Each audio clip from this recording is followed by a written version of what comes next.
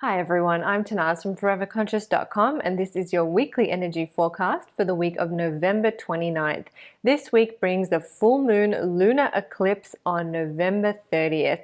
Now, we've probably already been feeling the energy of this eclipse because eclipses are powerful. What sets them apart from regular full moons is that they carry a weight to them. They carry an energy to them that help us take quantum jumps or quantum leaps forward.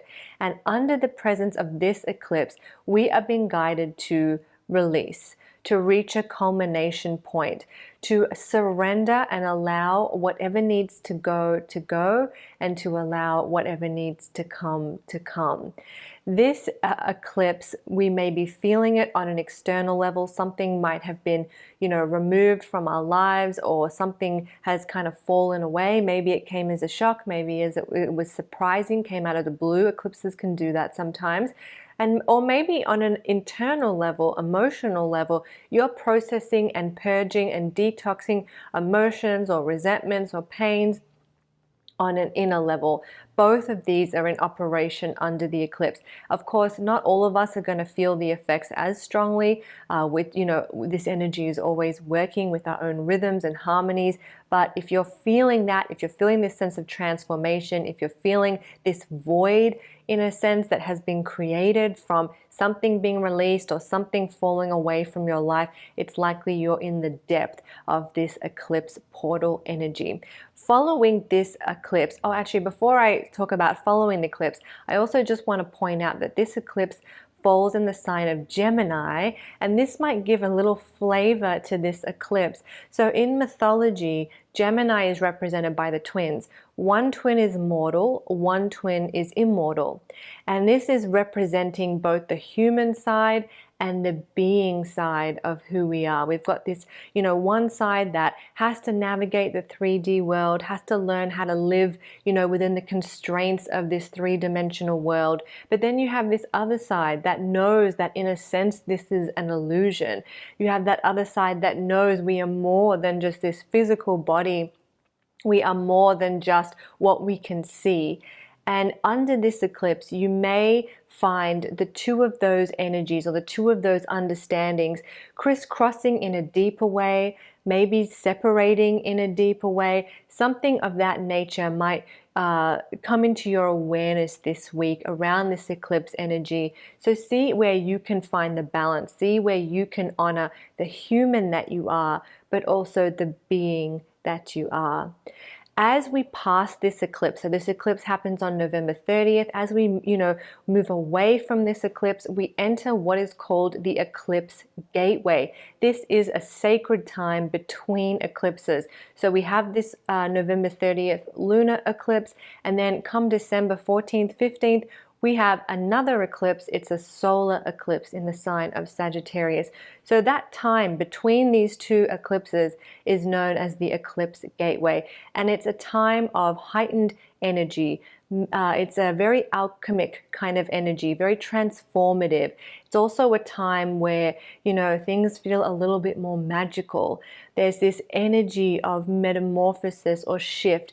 If we think of eclipses as these quantum jumps, or, even the hand of the universe coming in and guiding our way and clearing a path for us, when we're walking that path, it can feel a little dark. It can feel a little uncertain. And it's only once we sort of reach the end of the tunnel that we're able to step out and see this new life, this new world that has been created for us. So that's what the Eclipse Gateway can feel like a little bit. It can feel like a little bit of a dark tunnel. However, I want you to keep in mind that whenever we do have this sort of void, that darkness that has been created from a full moon where we're being asked to release, or from a full moon eclipse where we're being asked to release, it paves the way for very fertile ground. Walking through this Eclipse Gateway is actually a very highly creative time, and whatever void, whatever space has been created will then give rise to new life, to new ideas, to new creative visions, to new manifestations. So it really is a time that you want to try to keep yourself in balance, try to keep yourself honoring the rhythms of your body, trying to keep yourself in a place of thinking about what you wish to attract and what you wish to bring into your life rather than what you don't. While we are being called to sort of contract a little bit, we also want to keep our mindset rooted on, how we can also expand and grow, and, to look at whatever has come our way from that, place of expansion. So some sort of deeper energies that we're working with as we move through this eclipse gateway. And of course, this week also brings the start of a new month. We're moving into December, the final month of the year. We've made it. I want to share with you a little something. December is a huge month, and there's just so much to unpack. To give you a little bit of a understanding of what's ahead for this month, there's a combination of energies that we're kind of used to, energies that we've already been kind of working with over the last few months. And then there's also these brand new, brighter, more sort of revolutionary energies kicking in as well. So it's kind of a sort of a balance between the two as we move through December. But I want to share something with you. I was doing a meditation for the energies of December. I do this when I was creating my cosmic meditation for December, which I'll put a link below if you're interested in. But I heard this, I felt this message come up. I don't know if it was from my guides or my higher self, but this message came up, and I'll share it with all of you. It was about honoring 2020. I heard very clearly, don't discredit this year. Don't write it off like, like it has been sort of so challenging for so many people, but don't write it off. Don't, make fun of it. Don't, put it, and say, I don't ever want to think about this year ever again. And I know it can kind of be part of the culture in a way to do that. And I'm sure we'll see that as we move to the end of the year. But the message that I got was, try to look at this year through a different lens. Yes, it's brought its challenges. Yes, it's brought, complete devastation to so many people and their lives. But how can we look at this from a place of growth? How can we leave a little bit of awareness to think about what we're grateful for? What, how we have strengthened ourselves, how we have risen to the challenges that have been, that have crossed our path.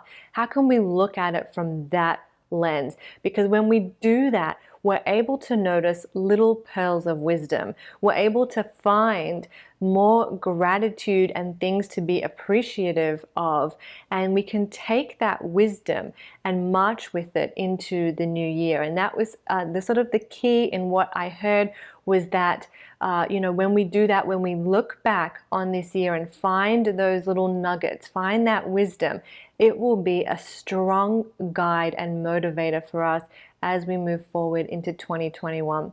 So I have so much more on December and all the big energies that are coming up. I have an article that I wrote about the energies of December. I'll put a link below.